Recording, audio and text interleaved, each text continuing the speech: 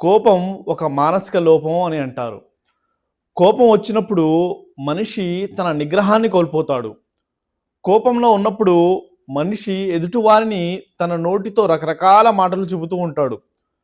కొంత సమయం తర్వాత పరిశీలిస్తే అసలు తప్పంతా మనదే ఉండి ఎదుటివారిది తప్పే ఉండదు. కొన్ని సందర్భాలలో మిస్‌కమ్యూనికేషన్ కూడా అయి ఉండవచ్చు.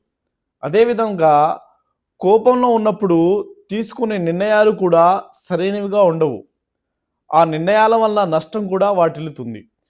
మరి కోపం వచ్చినప్పుడు ఏ విధంగా కంట్రోల్ చేయాలి అని ఆలోచిస్తే మహాప్రవక్త ముహమ్మద్ సల్లల్లాహు అలైహి వసల్లం ఏమన్నారంటే, "ఇదా గదిబ అహదుకుం వహువ ఖాయిమున్ ఫల్యజ్లిస్ ఫఇన్ జహబ అన్హుల్ గదబ్ వఇల్లా ఫల్యస్తజిహ్."